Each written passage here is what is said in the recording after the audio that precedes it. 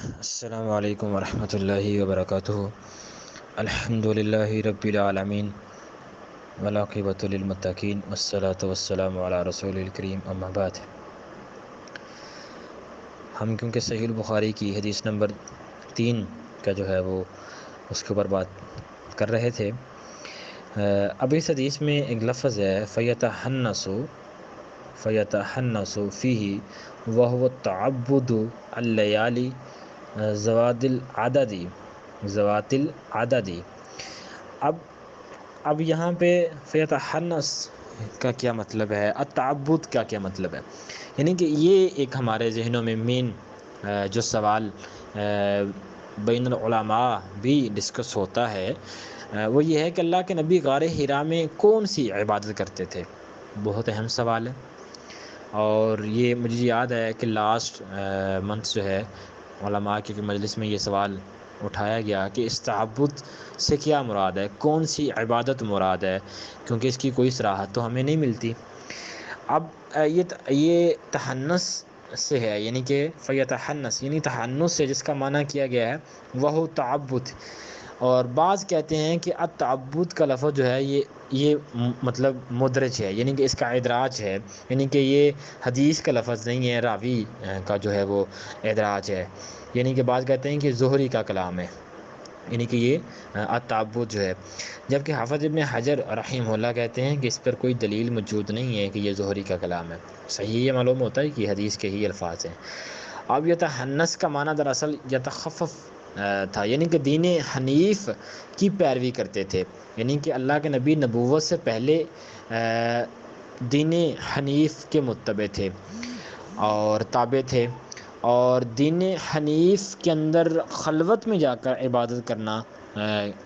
موجود تھا، تو اس لیے اللہ کے نبی غار حرا میں اللہ کے حکم سے جا کر عبادت کرتے تھے۔ اور اب اس حدیث میں التعبد کا معنی حاصل معنی جو ہے، یعنی کہ التعبد کا معنی کرنا، اس کا حاصل معنی یعنی کہ یہ ہوگا کہ یتحنس حنس سے ہے، یعنی کہ جس کا معنی گناہ بھی، اور اس کو باب تفاعل میں لیں، یعنی کہ تجنب ماخذ کے لیے ہے، تو گناہ سے بچنا اور تعبد کا لازم معنی مراد ہوگا۔ اب اس کی میں بہت آسان الفاظ میں اس کی وضاحت کرنا چاہوں گا کہ اس کی کوئی صراحت نہیں ہے کہ اللہ کے نبی کون سی عبادت کرتے تھے، اور بس اتنا ہمارا ایمان ہے کہ وہ عبادت جو کرتے تھے وہ اللہ کے کیونکہ اللہ کے حکم سے ہی اللہ کے نبی غار حرا میں خلوت اللہ کے نبی نے اختیار کی، اور وہ جو تعبد کا معنی ہے عبادت، تو وہ معنی یہی صحیح معلوم ہوتا ہے کہ اس سے قبل جو شریعت تھی اس میں جو عبادت تھی وہی اسی کے اکارڈنگ جو ہے اللہ کے نبی کو اس سے منسلک کیا گیا، اور وہی اللہ کے نبی عبادت جو ہے وہ غار حرا میں کرتے تھے۔ اب یہاں پہ لیالی ذوات العدد کے الفاظ ہیں، یعنی کہ اللہ کے نبی چند گنتی کی راتیں وہاں پہ گزارتے، اور یہ رمضان کا مہینہ اس کو نقل کیا گیا ہے۔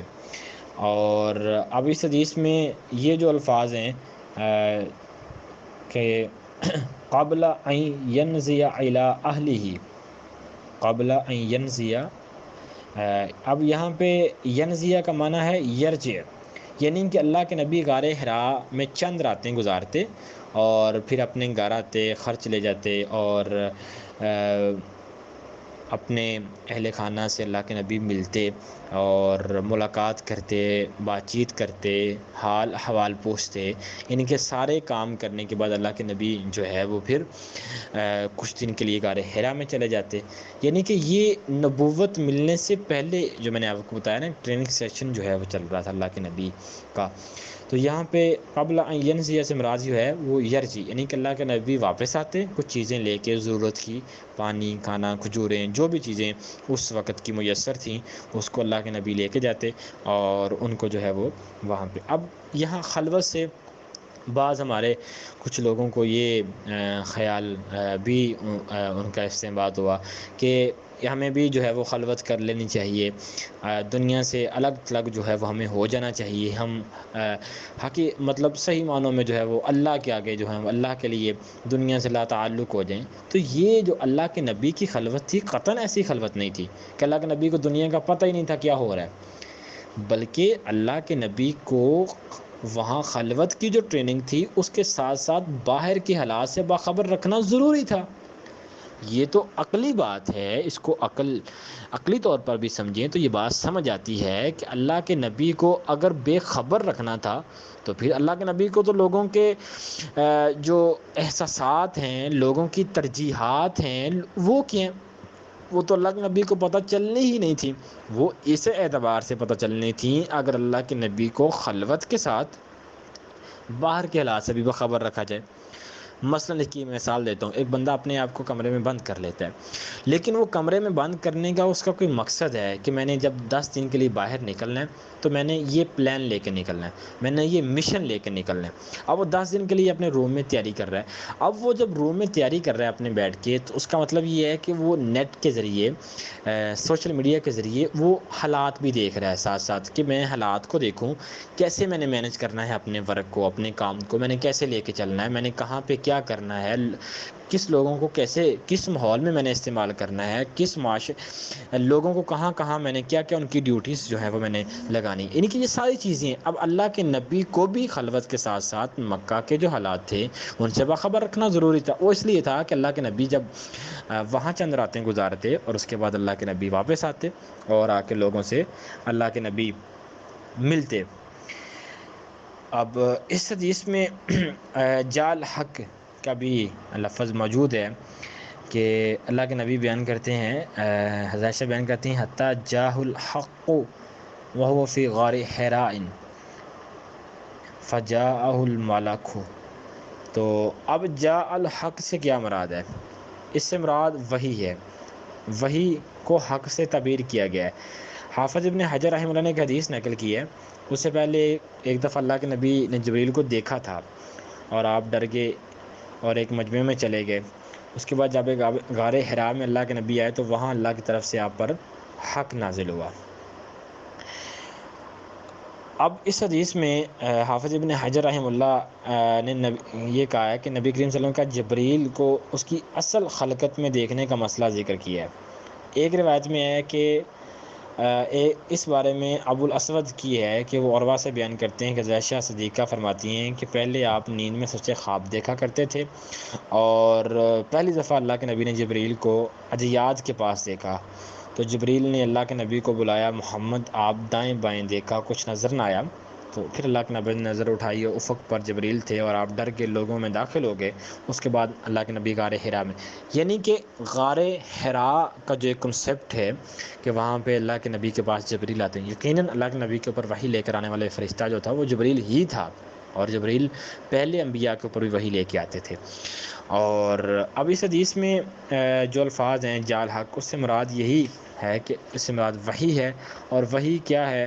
وہی جو جبریل نے اقرا کہ آپ پڑھیے تاکہ آپ کے اوپر باقاعدہ ایک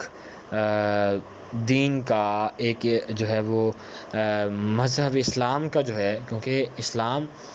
کا معنی امن ہے، سلامتی ہے، تو اسلام تو پہلے مذاہب بھی تھے، لیکن کیونکہ باقاعدہ اس کی ایک اللہ کے نبی کو کتاب ملنا، ایک الگ جو ہے احکامات کا مدون ہونا، وہ ایک الگ چیز تھی۔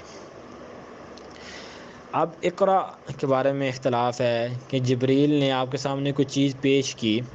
جس پر پڑھنے کا حکم دیا تھا، یعنی کہ اقرا کا لفظ بطور تلقین کے تھا، یعنی کہ جبریل نے اللہ کے نبی کے سامنے کوئی لکھی ہوئی چیز رکھی، فرمایا اقرا، اس کو پڑھیے، اور جب اقرا کا لفظ بولا تو وہ تاکید کے لیے بولا کہ آپ اس کو پڑھیں۔ بعض علماء کہتے ہیں کہ جبریل کے پاس سورہ فاتحہ لکھی ہوئی تھی، وہ آپ کے سامنے پڑھنے کے لیے پیش کی، جو کہ ریشمی کپڑے میں لکھی ہوئی تھی، اور آپ لکھنا پڑھنا نہیں جانتے تھے، اس لیے اللہ کے نبی نے فرمایا کہ ما انا بقارئ، میں تو پڑھا ہوا نہیں ہے۔ آپ کا یہ کہنا درست تھا کیونکہ آپ لکھنا اور پڑھنا نہیں جانتے تھے، اب بعض یہاں پہ یہ معنی کرتے ہیں ان پڑھ، ما انا بقارئین، یعنی کہ اللہ کے نبی پڑھے نہیں۔ اب جو بندہ پڑھا لکھا نہیں ہوتا اس کو اس کا برعکس جاہل نہیں ہوتا، اور اس کا مطلب یہ بھی یہ اللہ کے نبی کی توہین میں شمار ہوگا، تو یہ کسی بھی مومن کو زیب نہیں دیتا۔ ان پڑھ بھی معنی کیا گیا ہے، امی سے جو ہے وہ ان پڑھ کا معنی ذکر کیا گیا ہے، لیکن ان پڑھ کس اعتبار سے کہ اللہ کے نبی کا جو ہے وہ اللہ کے نبی کو باقاعدہ جو لکھنے اور پڑھنے کا جو ایک طریقہ تھا مکہ کے رواج کے مطابق، وہ اللہ کے نبی کے پاس نہیں تھا، اس لیے اللہ کے نبی نے کہا کہ ما انا بقارئین، میں پڑھا ہوا نہیں ہے۔ اور جب آپ نے تیسری بار ما انا بقارئین کہا تو تب جبریل نے کہا کہ اپنے رب کے نام سے پڑھیں، اس کی مدد سے آپ پڑھ سکتے ہیں، یعنی کہ آگے پوری وہ جو 5 آیات کی وحی نازل ہوتی ہے وہ ہے۔ تو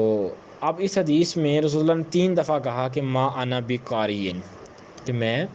پڑھا ہوا نہیں ہوں۔ اب پہلی دفعہ آپ کا ما انا بقارئین کہنا امتناع کے لیے تھا کہ میں پڑھا ہوا نہیں ہوں، یعنی کہ اللہ کے نبی کو جب جبریل نے کہا اقرا تو اللہ کے نبی نے کہا ما انا بقارئین، یعنی کہ میں تو پڑھا ہوا نہیں ہوں۔ اور دوسری مرتبہ آپ کا ما انا بقارئین کہنا معذرت کے لیے تھا کہ میں نہیں پڑھ سکتا، یعنی کہ جب آپ ایک بندے کو ایک کام کہتے ہیں، وہ کہتا ہے بھائی میں یہ کر ہی نہیں سکتا، اس کو اگین یعنی کہ وہی کام جب کہا جاتا ہے کہ بھائی آپ یہ کام کرو،